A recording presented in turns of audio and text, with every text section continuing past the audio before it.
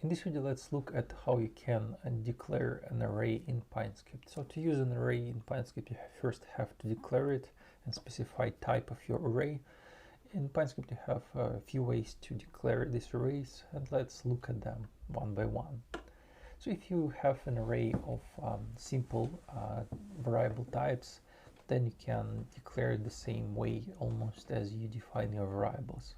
So here you can see an example, and by simple types I mean floats, ints, colors, and bools. So to define an array, you have to specify like type of elements of an array, after that empty square brackets, after that name of your array, equal, and NA. And this will define an empty array for you of floats. And the same for integers, same for colors, and same for bools. And next way to declare an array actually works for all types of arrays, for all basically types of variables in PineScript. So basically you have to specify like name of your array, after that equal sign, and after that you can use one of the functions array.newFloat, array.newInt, array.newColor, and so on. And as you can see here, in addition to like simple types in PineScript, you have like new box, new label, new line, and new table. We will look at these types later in this course when we will cover like plotting in PineScript, but for now let's skip it.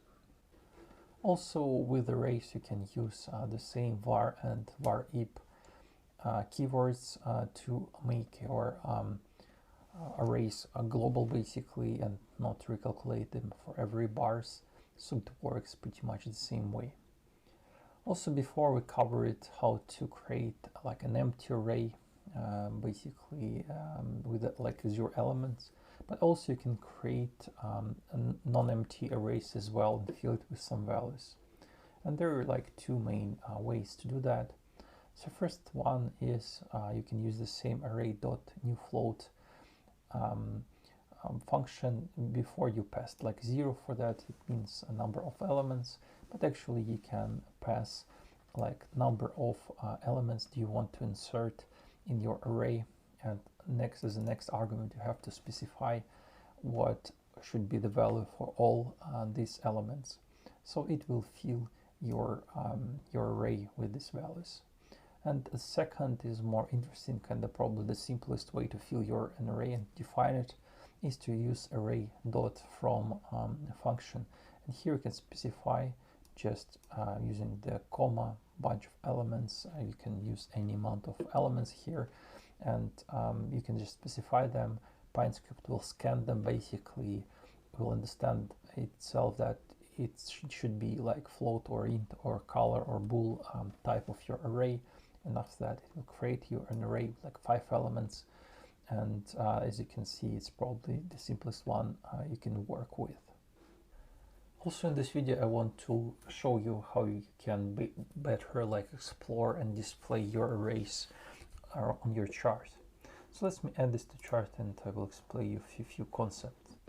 So first one, if you're looking for the easiest way to display your array on your chart, basically you can use like str.toString function. And you can pass your array to this function and it will create this kind of array from it. So basically we use like square brackets, like comma, and you will see all your arrays this way.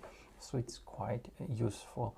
And also to display like size of your array, basically you can use array.size function, and it's quite simple as that.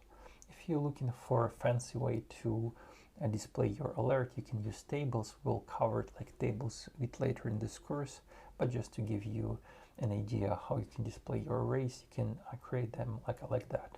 So here I create like a new table, and here I basically iterate through my array, and for every element I create like 2 cells. So index 1 and the second one is one with value, and as you can see this way it looks much better. And if you want to, you can just copy this code, and you can just replace a few names of arrays I have in my code, and this will work for your arrays as well.